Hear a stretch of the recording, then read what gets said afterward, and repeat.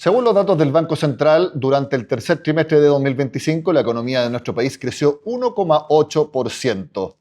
Bastante cerca, las colocaciones totales de la industria de la banca crecieron 0,9% en el último año. ¿Tiene relación el momento económico del país también con el de los préstamos de todo tipo en Chile? Y también, ¿cómo está viendo la Asociación de Bancos las futuras elecciones presidenciales y parlamentarias? En lo que conversamos en este noticiero de Renta 4, en la oficina del presidente de la Asociación de Bancos e Instituciones Financieras, José Manuel Mena, a quien le agradezco por recibirnos. José Manuel, gracias por estar con nosotros. No, un agrado siempre, Nicolás, y disponible para una agenda amplia, la que tú quieras. Exactamente, y partir por el último dato económico, IMASEC de 3,2% que informó el Banco Central, 1,8% para el tercer trimestre. ¿Cómo evalúa el momento del PIB de Chile? Estamos en una situación que con una varianza menor, con cifras de decimales, un 0,2 para arriba, un 0,2 para abajo, en un nivel que no es el esperable, no el que uno quisiera para nuestro país. Si logramos estar 2 puntos más arriba, no 0,2 puntos, sería el más deseable para nuestro país, que requiere una tasa de crecimiento más del 4 al menos, y que nos permita con esa tasa tener el empleo que el país requiere y que tenga las posibilidades y perspectivas de mediano plazo para una nación como la nuestra, que requiere esperanzas y posibilidades de crecimiento para las personas, ¿no? Y eso se logra solamente con mayor inversión y, por ende, como digo, con mayor empleo, para un par de peldaños más arriba de nuestras perspectivas actuales. Pero nuestra realidad es más acorde a este 1,8% del tercer trimestre, ¿o usted cree que realmente, sin hacer cambios legislativos, sin cambios estructurales que no están ahora, se puede llegar a ese, por ejemplo, 3,5% o 4% de crecimiento más promedio? Creo que el país requiere cambios estructurales importantes que faciliten la inversión, que permitan una gestión de proyectos compatible con lo que es, yo diría, el mundo moderno, y salir de una mirada de extremos en los cuales las trabas, las dificultades e incluso la incertidumbre y la incerteza son las que han predominado este tiempo. Y por eso digo que requiere de un cambio de timón, porque la tendencia, tal como el Banco Central ha señalado, de que nuestro crecimiento potencial está incluso levemente bajo el 2%. Entonces, sin cambios importantes, vamos a seguir en este 1,8, 2, 2,5%. O vamos a estar en el 2,1 y el 2,3, y que este mes en realidad es 3%, pero el mes que sigue en realidad bajamos al 1,5%. Es una situación más bien yo hablo de pantano, en el cual es muy difícil generar un potencial de crecimiento como el que el país necesita. Hablemos de las cifras financieras. Ustedes hace un par de días presentaron los resultados a septiembre. Y en total, vamos a ir después quizás por el tipo de préstamo, pero en total las colocaciones suman 253 mil millones de dólares, 0,9% más que hace un año. Por eso yo hacía el paralelo entre 0,9% de crecimiento de las colocaciones con el 1,8% del crecimiento del país. ¿Están relacionadas, a juicio suyo, ambas cifras? Es bueno, al hablar de cifras de crédito, incluso retroceder un par de pasos y mirar un periodo más largo. Hace unos 5 años, nuestro nivel de total de crédito sobre Producto Geográfico Bruto, que es una comparación, un ratio que es comparable con otros países, que nos permite dar una perspectiva de cuán profundo es el mercado de crédito en nuestro país. Esa cifra total de crédito con el denominador del Producto Geográfico Bruto llegó al 96%. Es decir, casi teníamos el 100% de crédito equivalente al Producto Geográfico Bruto. Esa cifra ha caído al 75%. No tengo memoria de un país que en un tiempo tan largo haya generado esta caída. Europa ha estado cayendo también, ¿no? En Latinoamérica no hay otro país comparable en su caída. Colombia, incluso México han estado con indicadores pero de un dígito de caída. En este caso no es así. Y entonces la pregunta es ¿qué podemos hacer? Porque no es bueno, no es sano que un país el crédito caiga en forma tan abrupta. Yo recuerdo que generalmente las colocaciones bancarias siempre crecían más que el crecimiento del PIB. Y ahora que le hice la pregunta, me estoy fijando que no. Entonces, eso claramente no es casualidad, debe ser causalidad de algo. Así es. Históricamente en las décadas de los 80, el 90, en la primera década del 2000, incluso había un ratio que era 1,5. Si el país crecía 1, el total de crédito crecía 1,5. Incluso en la última parte del 2000, esas cifras, los técnicos dijeron, mira, esto parece más 2. Es decir, los créditos crecían 2 veces el producto. Y eso es lo que se ha caído en forma tan violenta, ¿no? Tiene que ver con una caída de expectativa de las personas en su estabilidad de sueldo, como para aspirar a crédito, con una subida, por supuesto todos tenemos conciencia de lo que cuesta una vivienda, departamento o casa, que ha llevado a una contracción del sector inmobiliario y por eso podemos hablar después de esta medida parcial que en forma mitiga en parte al subsidiar la tasa. Pero tiene que ver con una caída del consumo en forma muy importante, crédito consumo. Los flujos de crédito consumo están a 1/3 de lo que eran prepandemia. Y tiene que ver sustantivamente en una caída de la inversión y por ende del crédito a empresas, porque la demanda por crédito no ha caído abruptamente. Sí, de hecho, los créditos comerciales que son a empresas representan más o menos la mitad de la total de las colocaciones y apenas está creciendo 0,2%. Los créditos de consumo suben apenas 2,4%. Y el hipotecario que usted mencionaba, que había tenido una caída abrupta en los últimos años, al menos ahora se está recuperando, creciendo 1,3%. Pero son todas cifras muy planas. Son muy planas, son pequeñas y hay que hacer un doble clic en nuestro informe justamente en el caso de empresas. Crédito comercial se denomina. Hay 12 indicadores, subindicadores, que tienen que ver con empresas pequeñas, medianas y empresas grandes. Y la diferencia se hace porque en la banca esto está normado.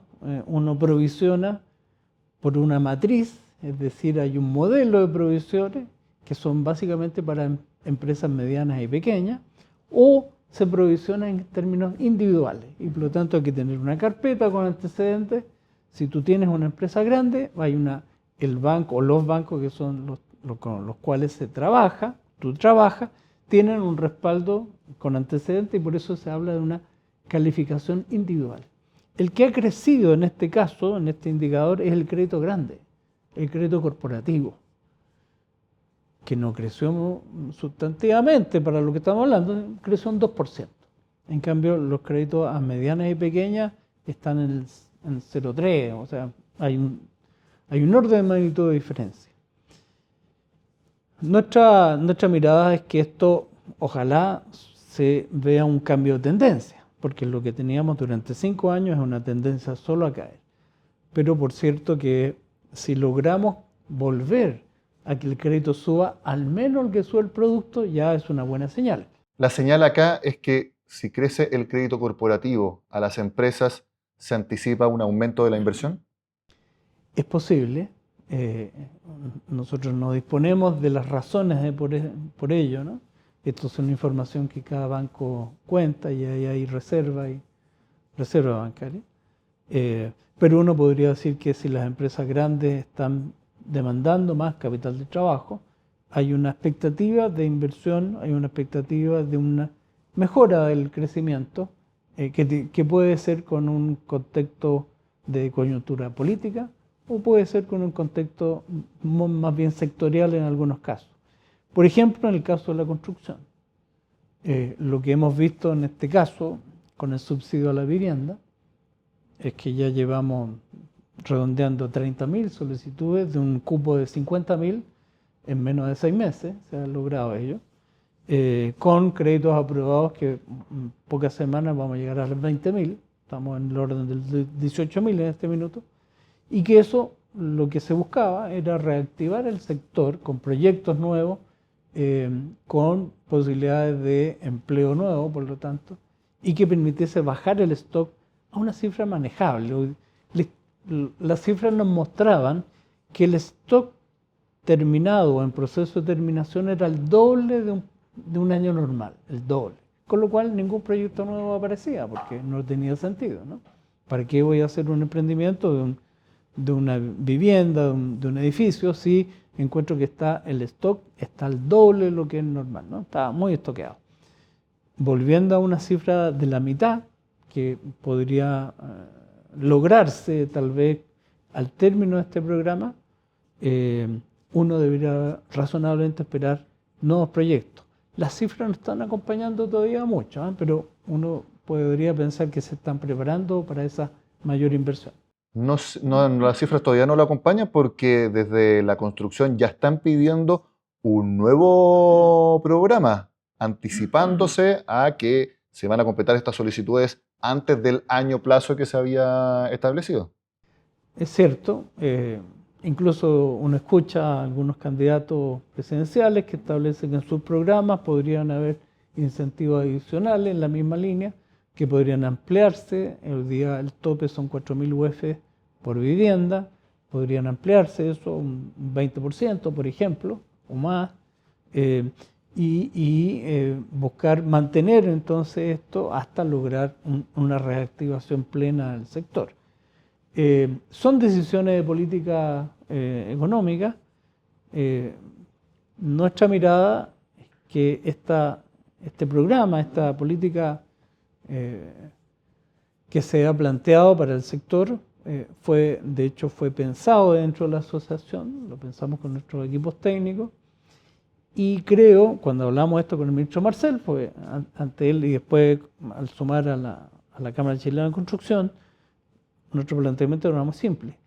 Dígame, ministro, ¿qué otra medida pro renacimiento de la construcción, ¿no? Es posible plantear?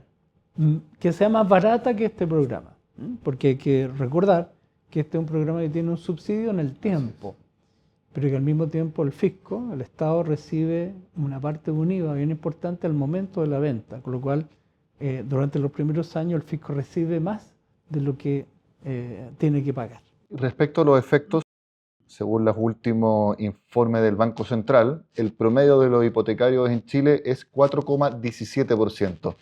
Bajó algo respecto a las últimas semanas, pero se mantiene en 4,20, 4,30, con algunas fluctuaciones, pero está en 4,17%. ¿Ha tenido impacto este programa en que baje la tasa, aunque sea lentamente? Sí, esa cifra no incluye el subsidio. No incluye todavía. No, no lo incluye. Entonces, ¿por qué cree que se está bajando la tasa hipotecaria? Ha habido un efecto de baja en las tasas del mundo y eso está reflejando. ¿Cuánto más va a bajar? Yo creo que no mucho. Y la cifra con subsidio hay que construir la parte, no está en esa cifra del Banco Central. Es la información que yo dispongo. La tasa de los créditos post subsidio, esto se logra a través de que el mercado operó, en el sentido que es el administrador del fondo de garantía el que genera estas licitaciones, que hoy día es con ventanilla abierta, pero el mercado ha movido la tasa hasta un 3,2. Y eso era muy difícil de estimar inicialmente. Recordemos que estamos hablando entonces que la tasa habría disminuido 100 puntos básicos se llama, anuales, y era muy difícil de estimar porque el subsidio es solo de 60 puntos básicos. Entonces ha habido un análisis de cada banco individualmente que determina cuánto podría afectar la tasa a los 60 puntos de garantía adicionales que se entregan. Hay una garantía sobre el 60% del crédito que dura la mitad del crédito, 10 años, hagamos el ejemplo, en vez de un crédito de 20 años. Y bueno, y el mercado operó y hay bancos que estuvieron dispuestos a ir a estos 100 puntos, incluso el 105 puntos fue concretamente. Por eso es muy interesante el instrumento, porque es el mercado finalmente el que determina cuánto debe lograrse. Nuestra mirada es que es razonable estudiar el impacto, sobre todo que se ha sido tan exitoso, y hacer una extensión en una situación que el gobierno, en este caso futuro, va a tener que hablar. José Manuel, usted mismo entonces habló del futuro gobierno. Y el último tema que le quiero preguntar, ¿cuál es la expectativa que tiene la Asociación de Bancos de las elecciones que tendremos el 16 de noviembre? Bueno, hay una perspectiva de que nuestro país tenga una oportunidad de mirarse hacia atrás y ver cómo las trabas que nos hemos ido construyendo, del punto de vista político, del punto de vista normativo, no son las adecuadas. Y es necesario hacer esa mirada para poder generar un dinamismo en la economía que permita nuevamente tener una década en lo posible de ser el mejor país latinoamericano, que es lo que construimos durante los 30 años previos. Europa viene del punto de vista financiero, viene en un esquema de desregulación. Europa, que ha sido históricamente un continente extremadamente rígido comparado con Estados Unidos. La mirada latinoamericana, yo vengo llegando a una reunión de bancos latinoamericanos que se hizo recientemente con los reguladores, incluso, y ahora solamente las asociaciones de bancos, y en donde también hay procesos de regulación. En algunos de ellos se están mirando. Nosotros en Chile no estamos en eso, es raro. Estamos al revés de los tiempos, al revés de los vientos, especialmente europeos. Yo creo que hay una conciencia en Europa de que no se ha podido generar un dinamismo competitivo como sí lo ha logrado Estados Unidos. Te pongo un ejemplo y quiero irme a extender además a la pregunta, al fondo de la pregunta que me planteaste desde el punto de vista político, pero un ejemplo. Inteligencia artificial.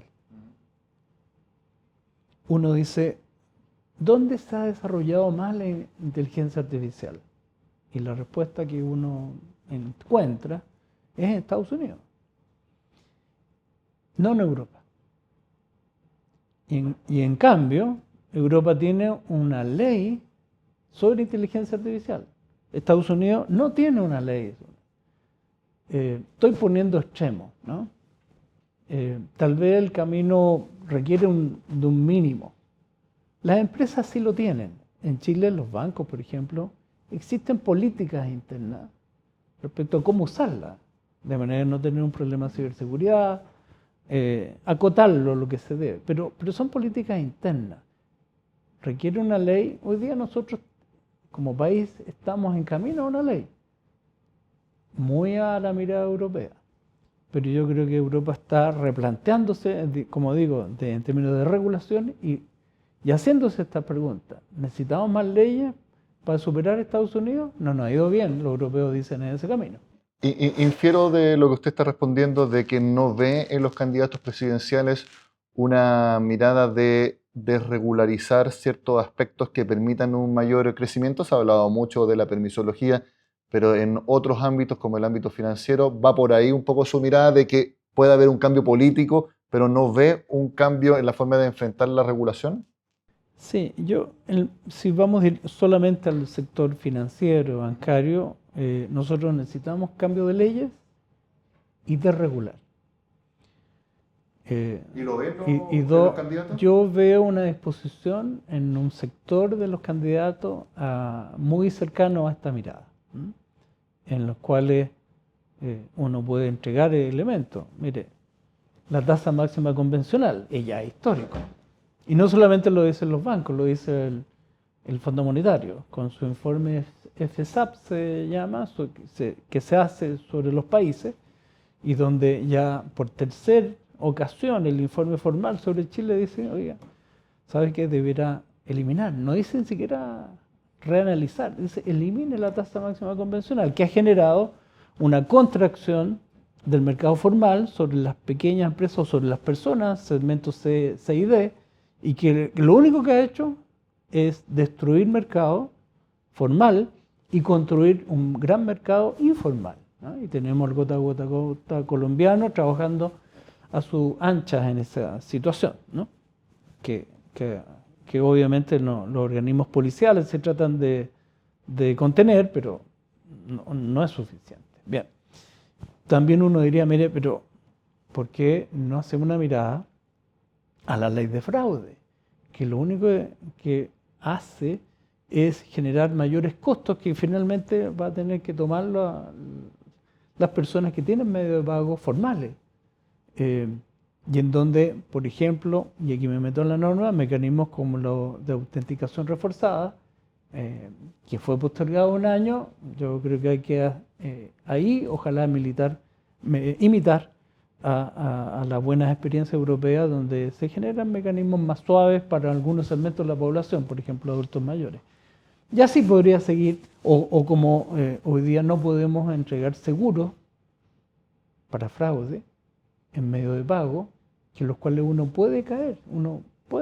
El mundo dice, entrega un seguro en esos casos. En Chile hoy hay una ley que lo prohíbe. Bueno, son ejemplos que menciono.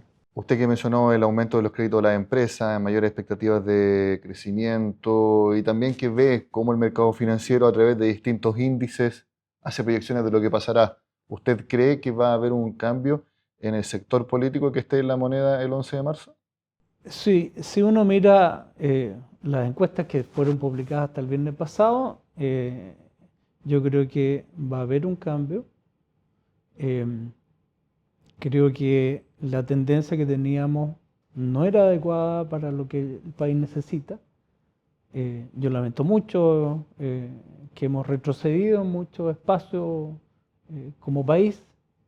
Creo que el gobierno ha quedado al debe, incluso para sus adherentes, y creo que la mayoría del país va a optar por otra salida, ¿no? Y esa otra salida, lo que yo escucho, es un esfuerzo por encontrar rápidos cambios de regulación que no requiere ley y en algunos otros casos ponerse de acuerdo, generar mayoría para hacer cambios legales que ojalá vayan en la línea europea, ahora sí, de regular y destrabar situaciones legales. José Manuel Mena, presidente de la Asociación de Bancos e Instituciones Financieras, gracias por recibir a Renta 4 en el salón del directorio del gremio. Que esté muy bien. Gracias a ti, Nicolás. Muchas gracias. Y gracias a ustedes también por acompañarnos en esta entrevista del noticiero de Renta 4. Soy Nicolás Pauti y los invito a que sigan con nosotros.